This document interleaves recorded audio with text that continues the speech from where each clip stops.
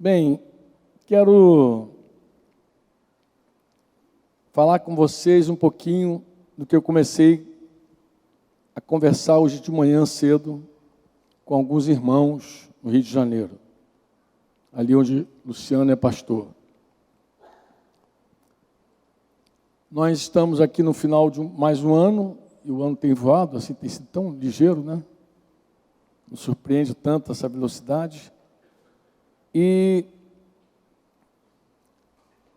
é o período também que muita gente celebra, comemora o feriado de Natal. A gente sabe que o Natal, verdadeiro, o nascimento de Jesus, não tem nada a ver nem com essa data, porque os anjos apareceram para os pastores que estavam no campo agora o contexto de Israel agora é inverno, então os pastores não estariam no campo no inverno. Bem provável que tenha sido no outro período. Há quem diga que foi na Páscoa, que é o período da primavera. Há quem defenda isso, mas isso não é muito importante, porque, de fato, o que Deus pesa, sempre, acima de tudo, é a intenção do homem. Jesus falou isso, que Deus pesa tanto a nossa intenção, mas tanto, que até a nossa oferta, até a nossa oração, se a gente faz para ser visto pelo homem, a gente já recebeu a nossa recompensa. Porque Deus pesa os nossos motivos de verdade. Quando fazemos para Deus, Ele sabe, e quando não fazemos para Deus, Ele sabe também.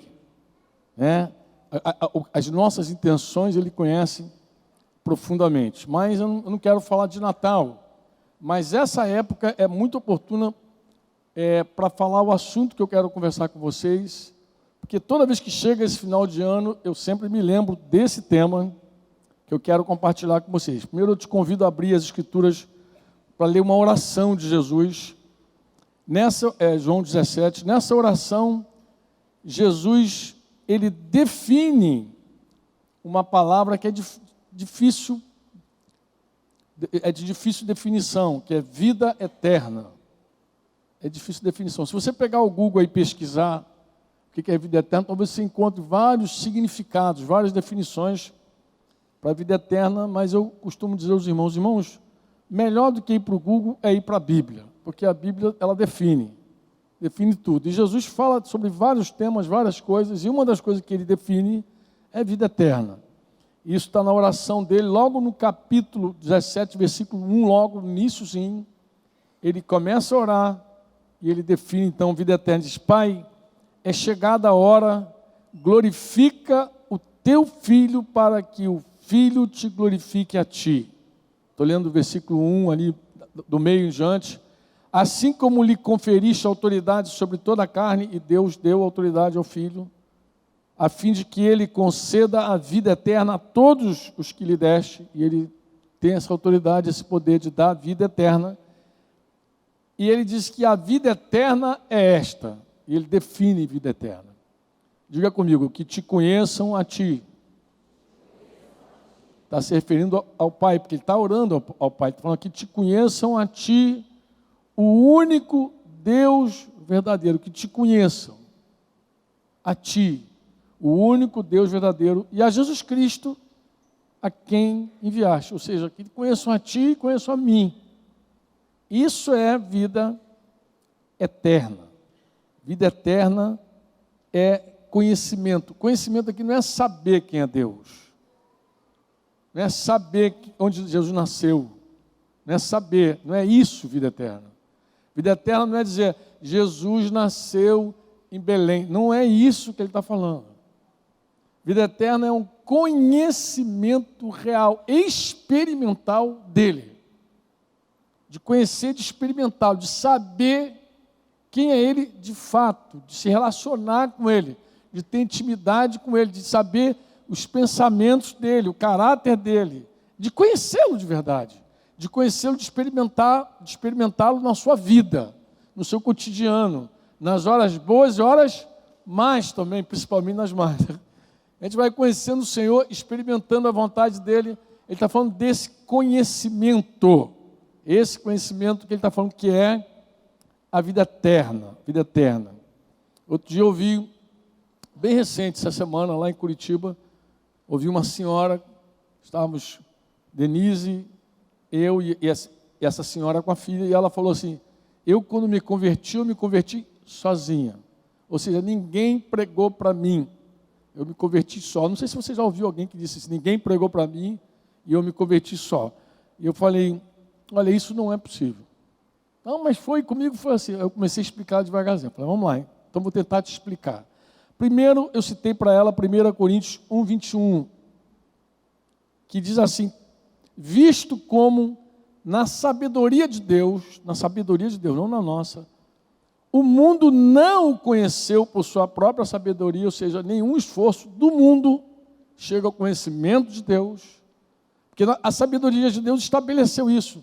Ninguém vai me conhecer por sua própria carne, por seu intelecto, por sua psique, ninguém vai me conhecer.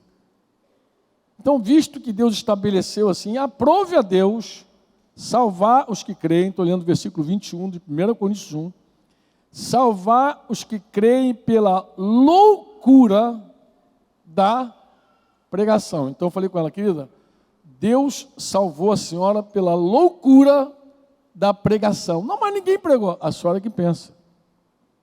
A senhora que pensa. É porque as pessoas, em geral, associam a pregação a quê? Ao discurso. Hoje eu ouvi uma pregação do Franco. Amado, pregação não é o discurso. Pregação, querigma, é a mensagem, é o conteúdo. É o conteúdo. O conteúdo que eu vou dizer se é uma pregação ou se não é pregação. Se você fez só um discurso ou se você de fato pregou o evangelho. É o conteúdo. Porque se pregação é o discurso, o surdo não pode ser salvo. Porque ele não ouve o teu discurso. Como é que o surdo alcança o evangelho? Você codifica a mensagem em Libras.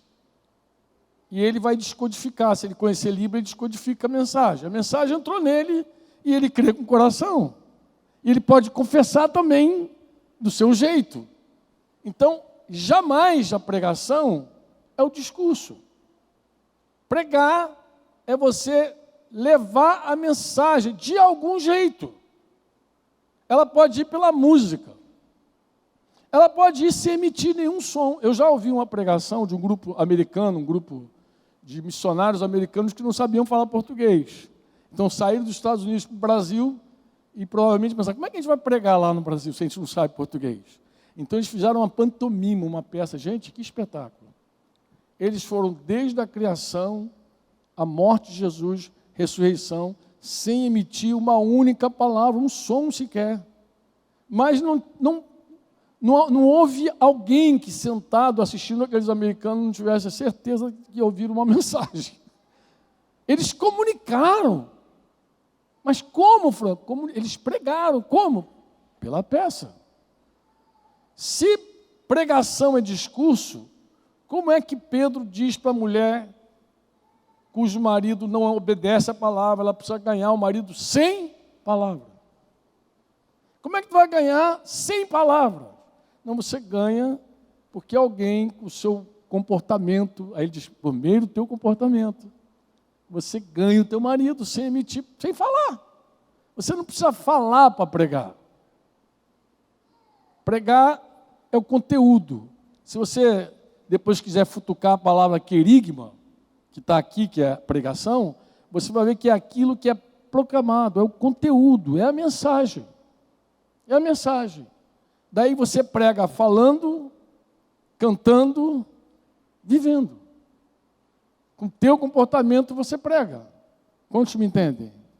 Eu dizia para essa senhora, olha que coisa interessante, quando eu leio a Bíblia traz o querigma, a proclamação está aqui. Alguém proclamou, a mídia aqui é a Bíblia. Né? Mas quando os primeiros escritos foram registrados, não havia nem o papel, a imprensa que a gente tem hoje. Então, não havia. O que houve? O cara colocou lá no idioma dele, aramaico, hebraico, grego lá, codificou. Para chegar à nossa mão essa Bíblia, levou tempo, mas também levou muito trabalho de gente que traduziu, que foi lá, leu a mensagem, decodificou a mensagem, colocou no português, chegou na nossa mão, está em português. Toda vez que você lê a Bíblia, alguém está pregando para você, Paulo, é Pedro, alguém está pregando para você aqui, pô. É Marcos, é Mateus, alguém está proclamando para você a mensagem. Então, jamais você vai dizer assim, ninguém pregou para mim. Que ninguém pregou para você, alguém pregou para você. Porque a fé vem pelo ouvir. E o ouvir aí não é o som apenas, não é escutar, é ouvir. Alguém pregou para você. Alguém, porque como crerão, disse Paulo, se não há quem pregue? Então a pregação chegou a você. Então todos nós, que um dia fomos revelados acerca de Jesus, fomos revelados por quê? Porque a pregação chegou a nós. De um jeito ou de outro, a mensagem chegou, nós milagrosamente, de uma forma sobrenatural, fomos revelados acerca de Cristo. Se nós celebrássemos como mundo o Natal, nós teríamos que reformular tudo, porque não se trata de uma festa do comércio, de objetos, de pisca-pisca, de árvore, de Papai Noel, não tem nada a ver isso com o nascimento de Jesus. Nós teríamos que prestar uma verdadeira adoração a Ele, em espírito e em verdade. Você diz amém ou não? Não tem nada que... Outra coisa, nós teríamos também que conscientizar, ou pelo menos pregar para as pessoas, e dizer, olha, você está celebrando quem você não conhece. Eu estou celebrando quem eu conheço, porque me foi revelado Jesus. Eu celebro quem eu conheço. Você não conhece. Mas, vamos falar um pouquinho da história do nascimento de Jesus, porque eu acho que ela enriquece tremendamente o que o mundo vive hoje. O que o mundo vive hoje? O mundo vive assim, celebram quem eles não conhecem. Mas eles falam de Jesus, é um momento muito oportuno, você deve aproveitar essa data para proclamar, para a família, para acolher, para levar para a tua casa, pode comer sem exagero, vai lá, faz uma boa alimentação, mas inclui as pessoas, desfruta do momento, usa a oportunidade que você tem, mas sobretudo, ore. Por quê? Porque se Deus não se revelar, as pessoas vão festejar alguém que eles não conhecem. Que não conhecem mesmo, porque não viu. Quando você abre a Bíblia em Mateus capítulo 2, do versículo 1 ao 6, você vai ler a história do nascimento de Jesus. Nasceu em Belém da Judéia, nos dias de rei Herodes. E lá do Oriente vieram os magos, que depois batizaram de reis magos. Mas eles vieram atraídos, né? Eles viram uma estrela lá no Oriente e eles vieram atraídos e disseram a Herodes que nós viemos aqui para adorar o rei dos judeus. Mas eles não sabiam com exatidão onde Jesus ia nascer, que cidade ele vai nascer. A estrela parou ali sobre Israel, mas aonde, que cidade? Então eles foram a Herodes também não sabia, mas diz a Escritura que Herodes chamou os principais ali daquele momento, seria hoje os rabinos, os pastores, os padres, chamou aquela galera dele ali, estou parafraseando, obviamente não foi se chamou os escribas e fariseus, e perguntou, onde vai nascer o Messias? E eles responderam na ponta da língua, em Belém, e citaram o profeta, ó tu, Belém, de forma alguma tu és a menor, porque de ti sairá o Salvador, deram o recado. Eu te pergunto, qual desses homens foram adorar Jesus? Qual?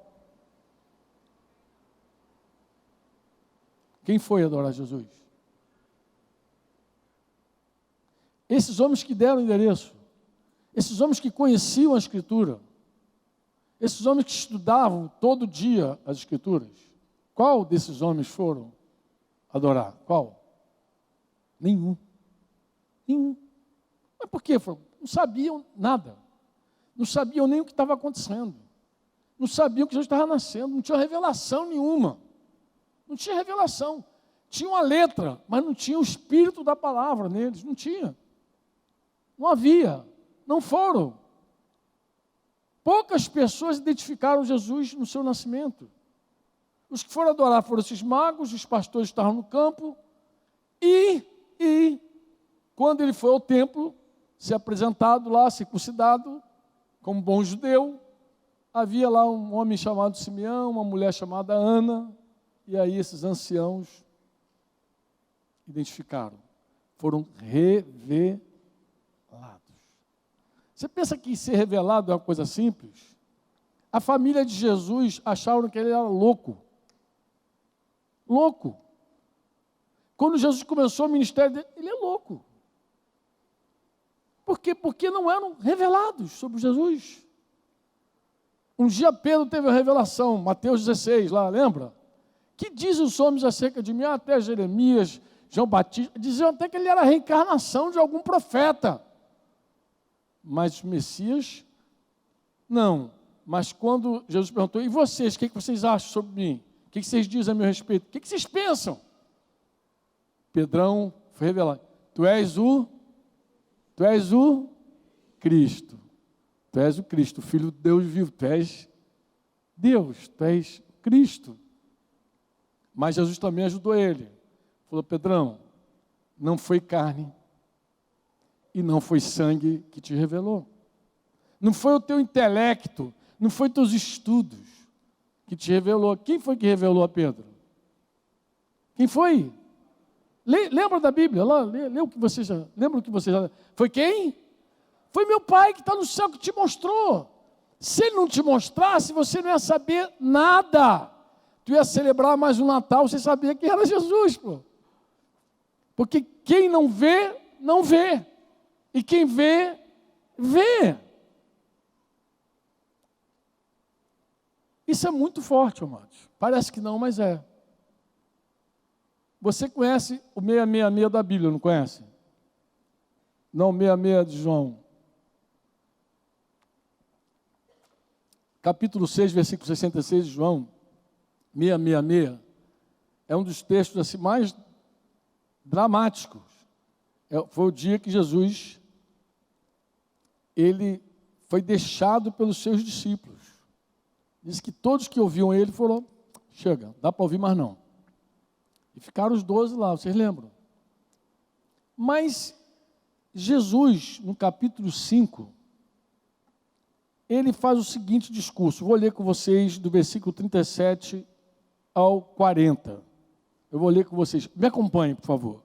O Pai que me enviou, Jesus falando sobre ele, esse mesmo é quem tem dado testemunho de mim. Jamais tendes ouvido a sua voz. Ele falou, vocês não conhecem a voz do meu Pai. Outra coisa, vocês também nunca viram a forma dele, nem visto a sua forma. E outra coisa, também não tendes a sua palavra permanente em vocês. Ou seja, quando vocês terminam a leitura, a palavra não está em vocês. A palavra não é permanente em vocês. Ele segue dizendo, não está permanente a palavra em vocês. Por quê? Porque vocês são incrédulos. Não credes naquele a quem ele enviou. Vocês são incrédulos. Vocês não creem em mim, vocês estão por fora, vocês não sabem nada. Ele está falando isso. Agora, o mais duro desse discurso de Jesus é esse. Examinais as Escrituras. Vocês examinam as Escrituras, porque vocês julgam que nela vocês encontram vida eterna. Lembra que a vida eterna é que te conheço? Comecei dizendo isso, né? Julgais ter nelas a vida eterna, e são elas mesmas que testificam de... Olha que Jesus está falando, vocês quando leem a Bíblia, não estava citando a Bíblia, estava citando os papiros lá. Quando vocês leem os papiros, as Escrituras, vocês examinam aí, porque vocês julgam que encontram nela a vida eterna, e essa Escritura fala de mim. Agora a sentença do verso 40 é, contudo, não quereis vir a mim para terdes vida.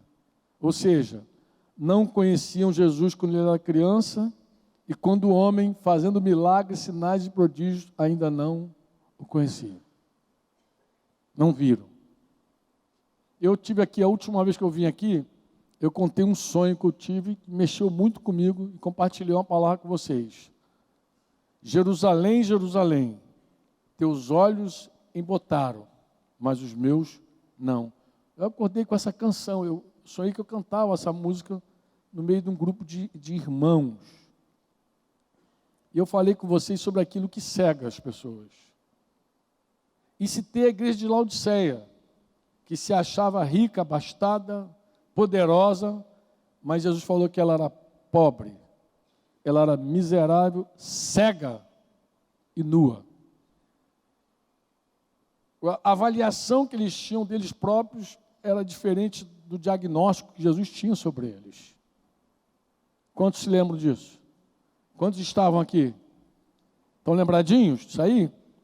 Bem, eu queria ler com vocês ainda, lendo João capítulo 6, versículo 60, e eu quero contar aquela história de novo de quando os discípulos foram embora. Versículo 60 diz assim: muitos dos seus discípulos, não poucos, tendo ouvido tais palavras, disseram: duro é esse discurso, quem o pode ouvir?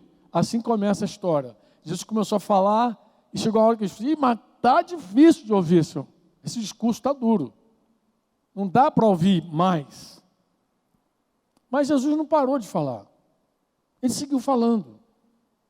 Ele não ficou retraído pela fala dos discípulos. Mas está difícil de engolir esse negócio que está falando. Está duro.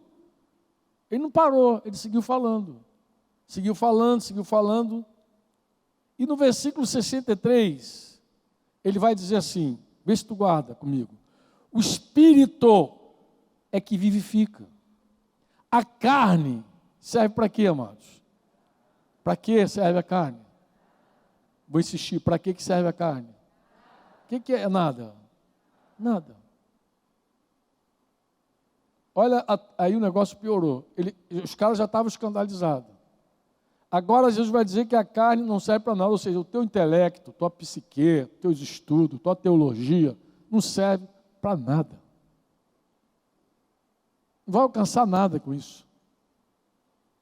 Ele que vai falar aqui. Olha o que ele vai dizer. Contudo, ele vai dizer, as palavras que eu vos tenho dito são espírito e são vida. Contudo, há descrente entre vós, pois Jesus sabia, desde o princípio, quais eram os que não criam e quem o havia de trair, e prosseguiu, não parou. Por causa disto é que eu vos tenho dito. O que ele dizia para eles? Diga comigo, ninguém. De novo, ninguém. O que é ninguém? Ninguém poderá vir a mim, se pelo Pai não lhe for concedido. Se o Pai não conceder, ninguém chega a Ele. Ninguém vai a Ele, ninguém o busca e ninguém o encontra. Você crê nisso? Crê mesmo? Então, se você crê nisso que eu estou falando, você há de convir comigo que você está aqui hoje porque o Pai te concedeu essa graça. O dia que você foi revelado acerca de Jesus, tu pode dizer assim, não foi o meu intelecto, não foi o meu esforço, não foi a minha busca, foi o Pai. O Pai. O que eu conheço de Jesus hoje foi graça purinha de Deus. Não foi minha bondade, não foram minhas esmolas, não foram minhas ofertas. A Bíblia tem exemplo disso. O cara mais bondoso dos dias dos apóstolos era um homem chamado Cornélios. Diz que ele fazia esmola e orava incessantemente.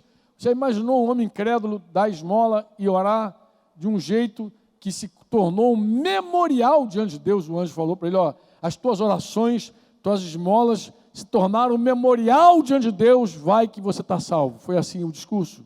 Foi assim? Não. Chama Pedro. Mas por que Pedro? Porque Deus escolheu salvar o mundo pela loucura da pregação. Alguém tem que ir lá dar a mensagem para ele. Pedro nem quis ir. Deus falou, mata e come, vai lá. E ele foi, a contragosto, mas foi.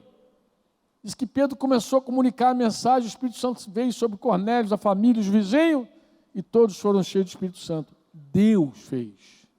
É Deus quem faz. É Deus quem promove isso. Você diz amém ou não amém?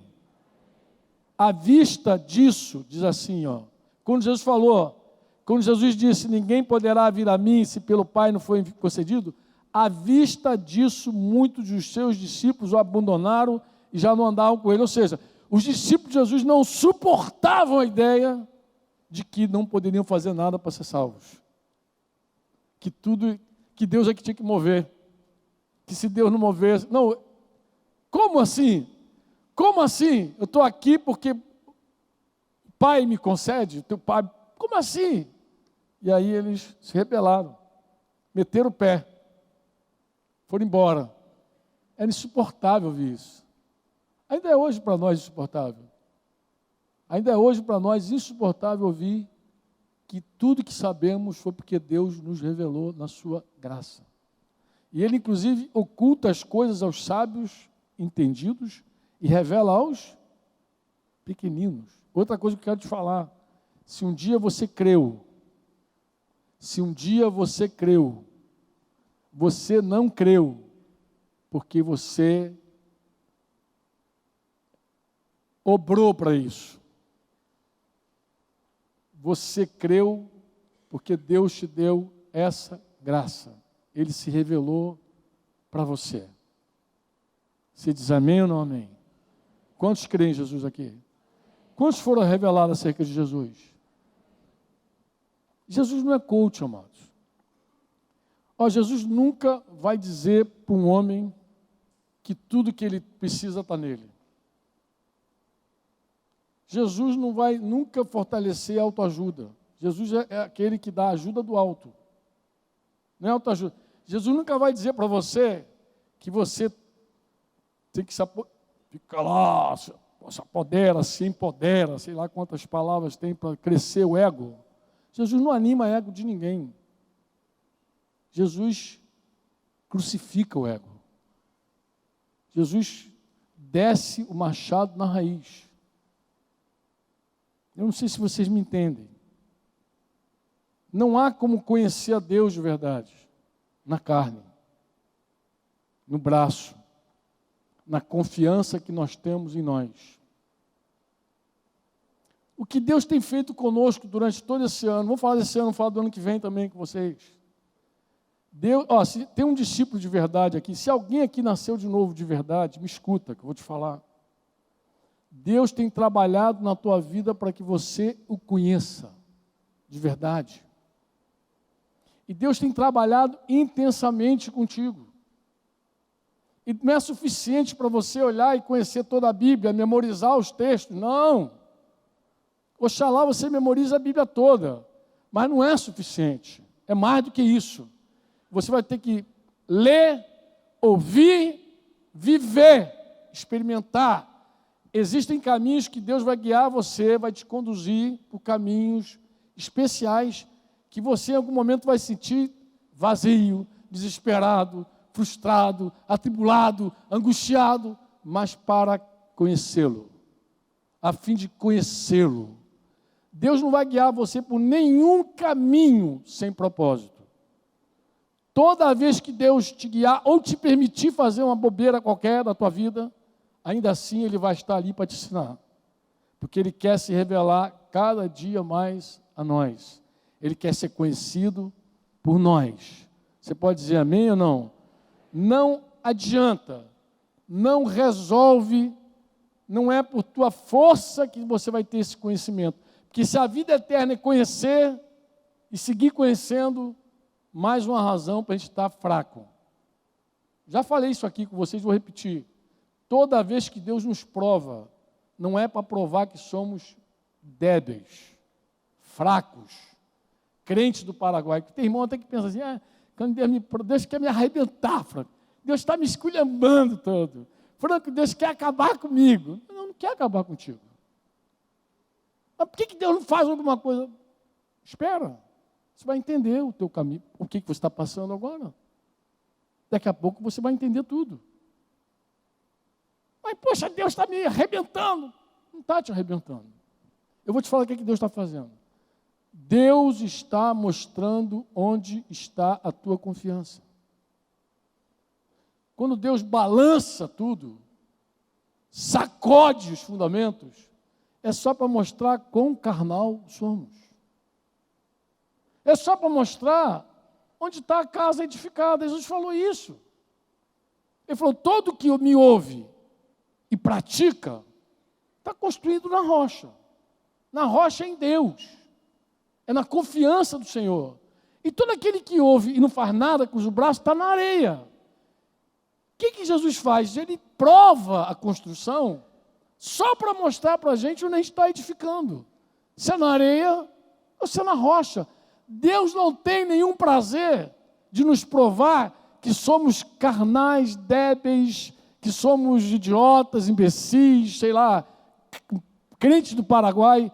Deus não quer mostrar isso para a gente. Deus só quer mostrar onde está a nossa base, o nosso fundamento, onde nós construímos a nossa casa. Porque aquele que ouve e pratica, está dizendo, não tenho nada melhor que fazer do que obedecer meu pai.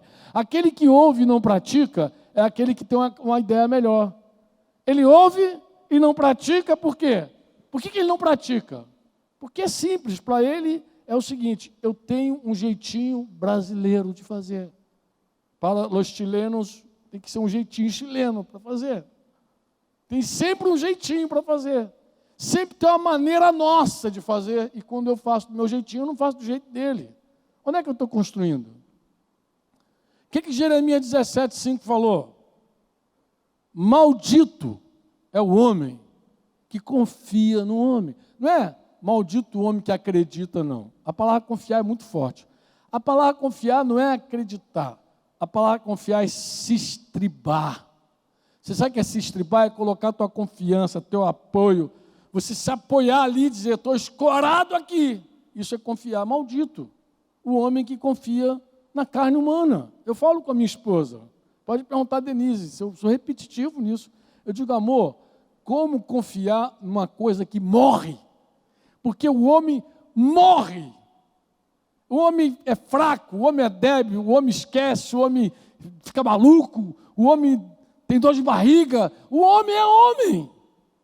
Como confiar num homem? Como me estribar em mim mesmo? Eu posso ficar louco, eu posso morrer, eu posso ficar doente. Como estribar a minha vida em mim mesmo? Como estribar a minha vida em outra pessoa, em outro homem? Como? Isso é uma loucura.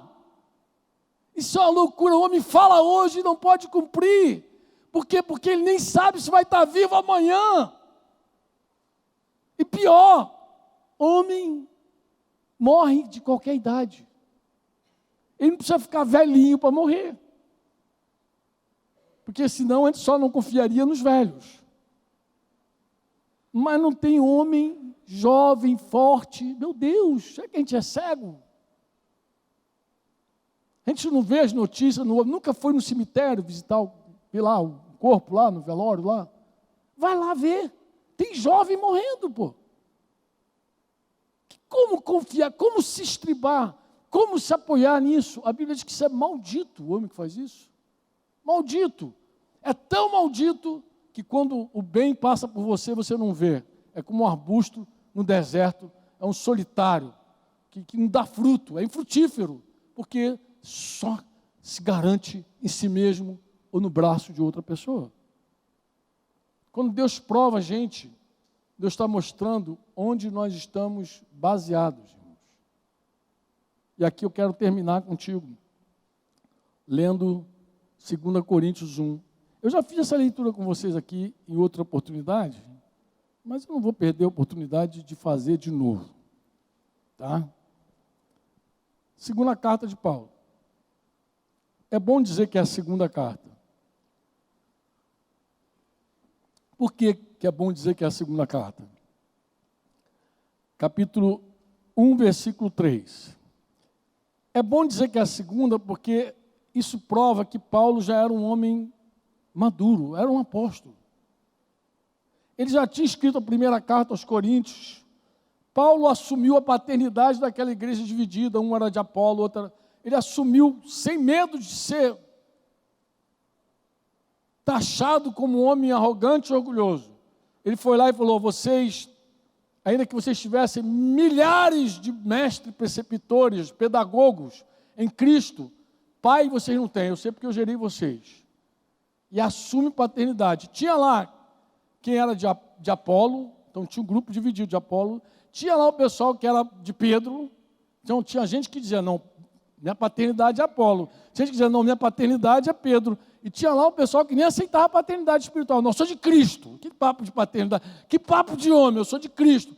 E Paulo não queria nem saber se um era de Cristo, se um era de Apolo, se um era de Pedro, se um era de Paulo, porque tinha uma galera também que dizia que era Paulo. Ele falou: o pai aqui sou eu. Como é que vocês querem que eu vá até vocês?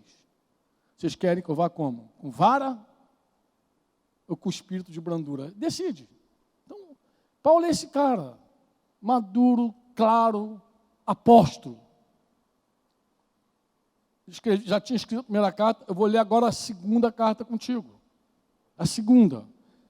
E no versículo 3 diz assim: bendito seja o Deus e Pai de nosso Senhor Jesus Cristo. Diga comigo: Pai de misericórdias e Deus de toda consolação. Você pode repetir isso para você mesmo várias vezes. Meu Pai é Deus de toda consolação. Meu Pai é Deus de toda consolação. Toda consolação. Ele fala assim: é Ele que nos conforta em toda a nossa tribulação. Quem é que conforta a gente na nossa tribulação? Quem é? Meu amigo, não é conhecimento de texto. Isso aqui é experimental. Quem anda com Jesus já experimentou em algum momento o consolo de Deus na tribulação. Se você não conhece Jesus, tu nunca experimentou. Mas se você conhece, se você foi revelado, com certeza você foi consolado várias vezes pelo Senhor no teu sofrimento, na tua angústia, na tua apatia, na tua dor, na ausência, na solidão. Deus sempre está ao nosso lado, conosco. Ele é fiel, amém? Mesmo quando somos infiéis. E Ele te consola. Ele consola a mim, consola a todos nós. Você diz amém ou não? Mas não para por aí não. Ele nos consola e nos habilita. Como assim? Ele diz assim, ó: nos consola em toda a nossa consolação para podermos o quê? Para podermos o quê, irmãos? Consolar quem? Os que estiverem em qualquer angústia. Com a mesma consolação, ou com a consolação com que nós mesmos somos contemplados por Deus. Ou seja, você passa na tribulação, não está sozinho, Ele te consola e te habilita a consolar outros. Você passa com Deus, Deus te conforta, Deus te sustenta e Ele te dá condições de você ajudar outras pessoas que estão passando por sofrimento e por dor.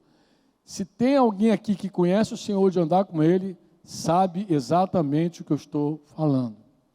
Não sabe de teoria, porque lê um texto, porque viveu isso. Foi consolado por Deus e hoje consola outras pessoas. Às vezes foi uma dor que você viveu que na hora você não entendeu. Meu Deus, como tu me deixaste passar por essa tribulação.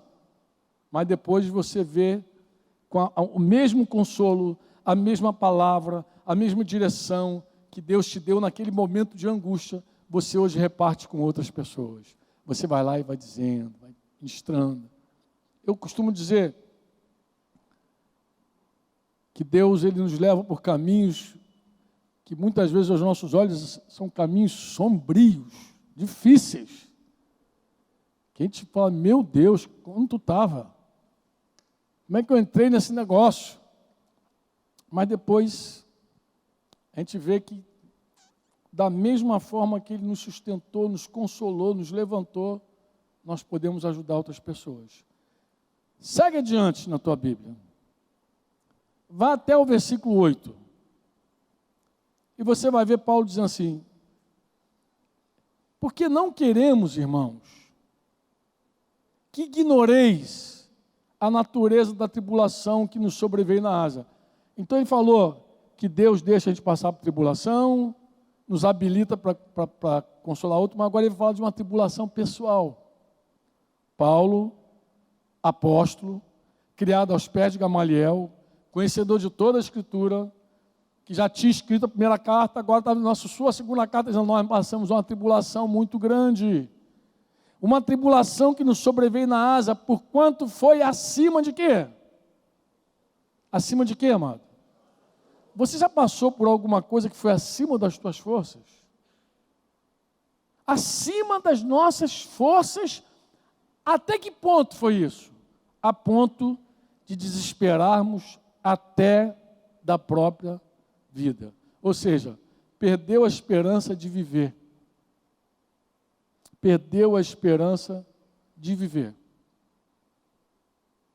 Ouvi um testemunho recente de alguém que o médico deu o diagnóstico para a pessoa: você sem chance.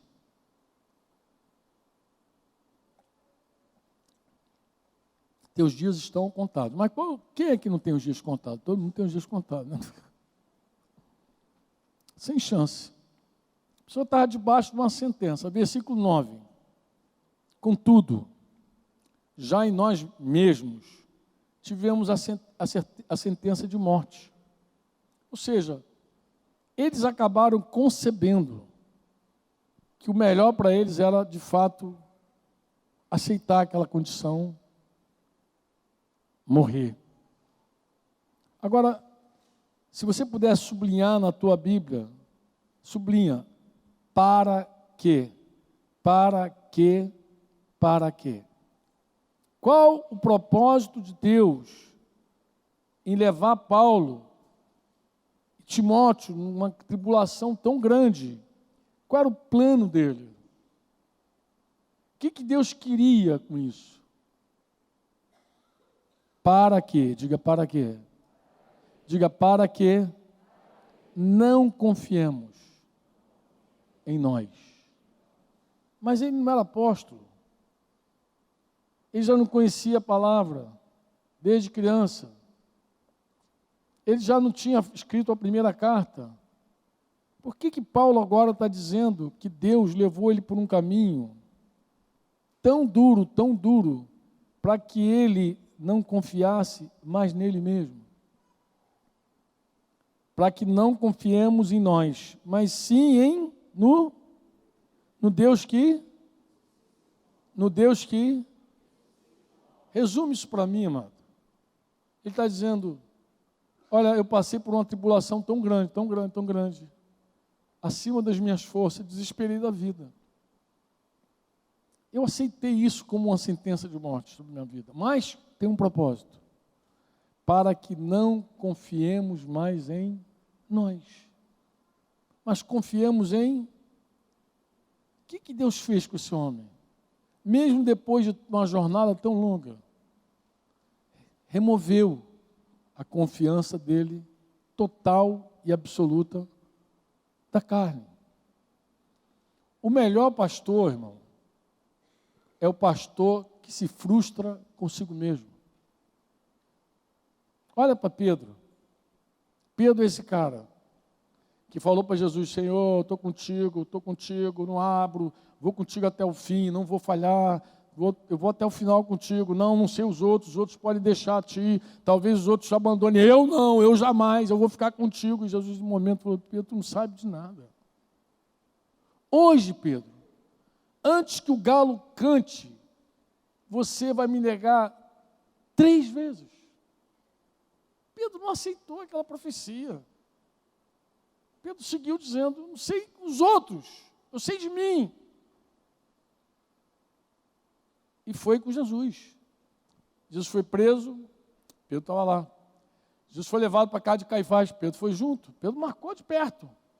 Acho que quem quiser viu, eu falei que estaria contigo e estou mesmo, estou aqui, ó. Olha eu aqui, olha eu aqui, eu aqui. Até que as servas saíram e falaram, olha, eu conheço você, você é um deles. Ele desigrejou na hora e começou a falar palavrão, soltou uma meia dúzia de garavatos e incendiou todo mundo, desigrejou na hora, ficou um crente moderno, pós-moderno, Pedro, xingando todo mundo, porque ele não queria nenhuma identificação dele com Jesus. Não me identifico com ele, eu não tenho nada a ver com ele. E aí, negou uma, negou duas, negou três. E o galo cantou. Eu me perguntei por muito tempo assim, por que Pedro não fez a mesma coisa que Judas? Por que Pedro não foi lá e meteu uma corda no pescoço e não se matou também? Porque a história de Judas e Pedro são iguais. Os dois são chamados por Jesus. Os dois caminham com Jesus. Os dois são ensinados por Jesus. Os dois assistem os milagres de Jesus. Os dois participam com Jesus. Os dois estão o tempo inteiro com Jesus. Fazem milagre no nome de Jesus. Eles voltaram dando relatório, olha, os mortos ressuscitam, os demônios saem. Os dois estão juntos. Por que duas pessoas que têm um começo igual, uma jornada idêntica, têm um final tão diferente? Por que Pedro não fez a mesma coisa que Judas? Porque Judas vendeu Jesus e Pedro traiu Jesus. Sabe o que é trair Jesus? Você tem ideia? Negar ele, negar. A Bíblia diz que nós, até quando somos infiéis, Deus permanece fiel. Mas se nós o negarmos, Ele também nos nega. A única condição para um crente do primeiro século escapar vivo da sentença de morte, da fogueira, de tudo, era simplesmente negar Jesus. Bastaria. O cara te visitava lá na cadeia e falava, meu filho, você não precisa morrer por causa de... Nega essa fé. Se ele negasse, ele sairia com vida. Não enfrentaria os leões, não viraria tocha para ficar incendiando a rua à noite. Ele simplesmente sairia vivo, se ele tão somente aceitasse negar. Negar é coisa grave. Você entra no reino pela confissão e sai do reino pela negação, pô. Então Pedro cometeu uma coisa gravíssima também, grave. E não foi uma vez, foram 3 vezes. Não é que o pecado de um era mais a menos culpa, não. Ele saiu tão arrasado quanto Judas Iscariotes. Eu vou falar o que eu creio, olhando as Escrituras. Pedro tinha a revelação de Jesus. Pedro foi o cara que disse, tu és o Cristo, o Filho do Deus vivo. E foi quem ouviu. Você está certo, sobre esta pedra edificarei a minha igreja, as portas do inferno não prevalecerão contra ela. Amém? Pedro viu, embora Jesus falou, não foi tua carne, não foi teu sangue que te revelou isso, foi o meu Pai. E Judas, Franco? Eu tenho uma ideia sobre Judas. Judas, para mim, nunca viu Jesus. Sabe que nunca viu? Nunca viu. Nunca experimentou ele na revelação de quem ele era. Até na noite que ele caiu no remorso, ele não disse, traí o Filho de Deus. Ele falou, traí sangue inocente. Eu costumo dizer o seguinte, irmãos, o sucesso, guarda isso. O sucesso que você alcança na carne pode terminar em suicídio. Sabe por quê? Porque você não vai suportar o fracasso. Toda montanha que você sobe, no teu próprio braço, lá em cima, se você provar uma queda, tu pode meter uma corda no pescoço e se matar. Porque o sucesso, você chegou lá por tua força. Você não vai suportar o fracasso. Pedro, ele tem revelação de Jesus. A última ceia, que a gente batizou de última ceia, mas na verdade a última ceia mesmo foi a de Judas. Judas é que celebrou a última ceia dele. Você já reparou que tem um detalhe muito interessante na última ceia? Você já reparou que Judas, ele come o pão da ceia diferente dos outros? Quem se lembra? Quem se lembra? Lembra, Niete, como foi? Jesus mergulhou o pãozinho, dando vinho, e deu para ele. Ele foi o único que comeu assim. Os outros foram, esse é meu corpo, que é partido por vocês, toma, come, pá. Esse é o meu sangue, é o cálice do meu sangue, tal, pai, os outros. Judas não, Jesus mergulhou assim. Fico pensando, mas por que Jesus meteu aquele pão dentro do vinho e deu para ele? Eu acredito que tem uma mensagem para ele ali. Está dizendo, olha, você só me conhece assim, enquanto meu sangue está no meu corpo. Teu conhecimento é só intelectual de mim. Você só me conhece assim, vivo, assim, andando, sangue no corpo. Os outros não. Os outros vão me conhecer quando o meu sangue deixar totalmente o meu corpo. Eles ainda assim vão me conhecer. Eles vão ter revelação sobre mim. Eles vão ter conhecimento sobre mim de um jeito que você nunca vai alcançar. Vai e faz o que você tem que fazer logo, faz. Mesmo quando ele encontra Jesus de volta, ele não diz, pequei contra o Filho de Deus. Em nenhum momento sai essa expressão dele. Ele acha que Jesus é um justo, um sangue inocente, mas não Filho de Deus. A revelação, irmãos, nos preserva. Uma pessoa revelada, ela nunca vai ser igual uma pessoa que só tem conhecimento intelectual. Judas até esperava que Jesus se tornasse um líder político. Judas tinha um plano para Jesus totalmente humano, social. Não o rei dos reis e senhor dos senhores. Judas não tinha essa percepção, ele não viu. Foi ocultado dele isso, ele não viu.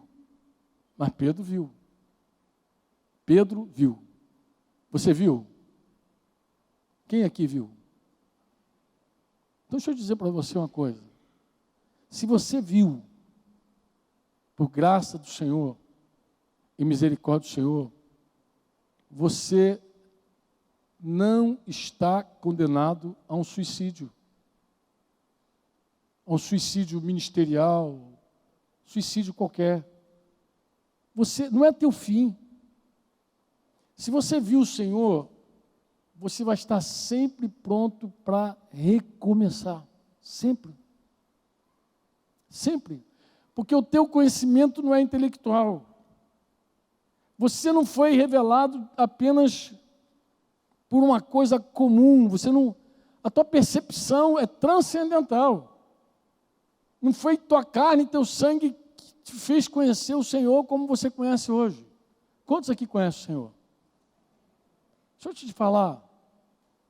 Não aceita o fim da tua jornada.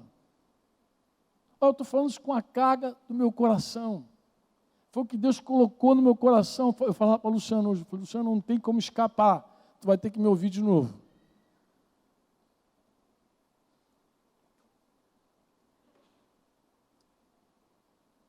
Você não precisa terminar como Judas. Você não precisa terminar como Judas, porque a você foi dado conhecimento, você tem revelação do Senhor, você pode recomeçar a tua vida. Você tem uma visão que o mundo não tem, mesmo celebrando o Natal todo ano. Você, como Isaías, que viu o Senhor no seu trono, você sabe quem reina. Você cantou hoje aqui. Quem é que reina? Quem é que reina na tua vida? Quem é que reina na tua vida? Então, quem é que tem o controle da tua vida? Então, por que você acha que tem que ter o controle?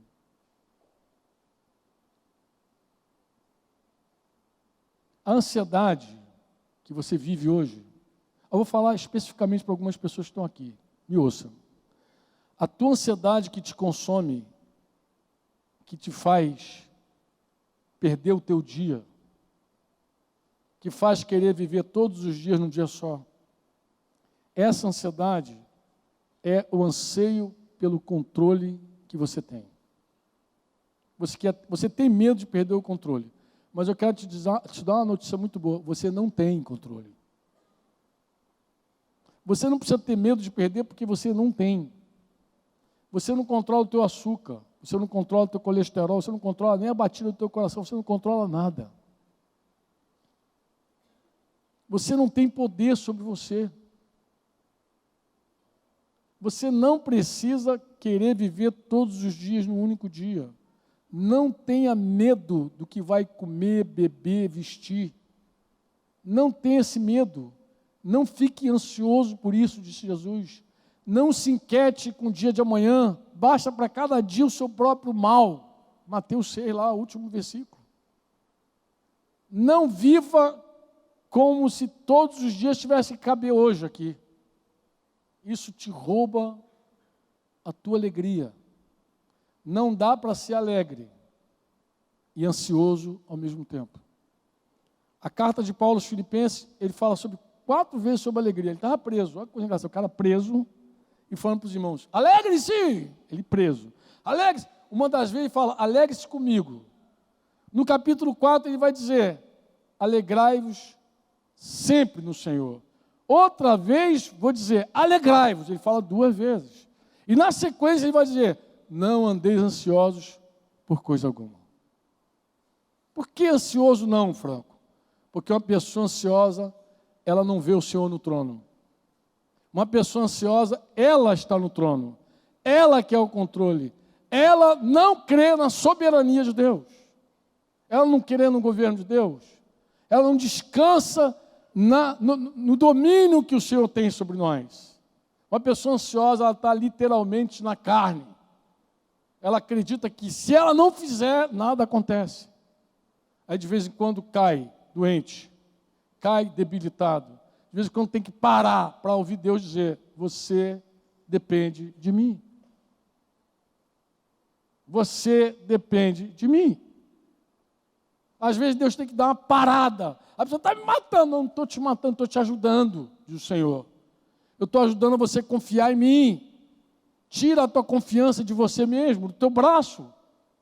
Confia em mim, eu vou te conduzir, eu vou te guiar. Eu vou te levar por esse caminho. Confia, descansa. Descansa no Senhor. Espera nele. Amém? Uma visão do trono é o que você precisa. Porque se Cristo está no trono, reinando, Ele tem um controle. Ele tem um domínio de tudo. Descansa e espera nele. Retoma a tua alegria. Volta a alegria, amado, é tão fundamental. Alegria é a expressão do reino de Deus. A Bíblia diz que o reino de Deus não é comida nem bebida. Se no dia 24 para o dia 25 você encher a cara de comida, você não está expressando o reino de Deus.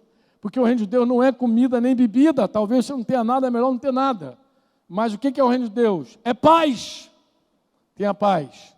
E que ninguém roube tua paz. É justiça. Amém? Aquela amizade restaurada com Deus. Por causa do que Jesus fez e padeceu por nós. E a alegria do Espírito Santo. Não é a alegria do vinho, da cachaça. O mundo vai sair agora para celebrar, mas não vai celebrar porque está alegre. Vai celebrar porque quer ficar alegre. O mundo vai celebrar, vai beber, vai encher a cara para ficar alegre. Nós não. Nós celebramos porque estamos alegres. A nossa alegria é que nos faz celebrar. Você crê nisso? É a nossa alegria. Agora, essa alegria não conjuga com ansiedade. Olha, se você está ansioso, tua alegria é de Facebook, de Instagram. É fake, é mentirosa a tua alegria. Uma pessoa ansiosa, ela se corrói, ela se consome. Ela se angustia. Ela está cheia de medo de perder o controle. De perder aquilo que ela não tem. Eu estou falando para alguns aqui direto, nem direto não, é direto para você. Direto. Deixa Deus presidir tua vida. Para de confiar em você. Porque tudo que você alcançou até aqui foi obra da graça do Senhor Pura e simples. O fato de você estar aqui é esse milagre de Deus. Ele te atraiu, Ele se revelou a você, Ele se mostrou para você, Ele se fez conhecido, Ele se deu a conhecer. Você não produziu nada. Na tua carne, tu não alcançou nada. Por que você não alcançou nada na tua carne para conhecer Jesus e depois de conhecer Jesus quer seguir na carne? Não há porquê. Não há porquê. Retoma a tua vida. Resgata a tua alegria. Recomeça. Você não é do tipo que veio aqui para se matar. Você não vai dar o fim do teu sofrimento jogando uma ponte, botando uma corda no pescoço. Esse não é o plano de Deus para você. O plano de Deus para você é que você o conheça. Conheça de verdade. Conheça de andar com Ele, de ouvir a voz dEle, de ter a palavra dEle permanente em você. Conheça mesmo, de saber o que Ele gosta e o que Ele não gosta. Conheça, de sentir aquele tremor no coração e dizer, é Ele. De sentir aquela queimação no peito e dizer, é o Senhor, é o meu Deus, é o meu Senhor, é o meu Pai. Conheça de verdade. A vida eterna é só isso. Conhecer. Só isso. Não tem sentido nada se não for para conhecê-lo. Nem a letra. Jesus falou assim, a letra mata, mas o Espírito é que vivifica. Se você tem essa Bíblia, come ela de manhã, de tarde, de noite, e não conhece o Senhor,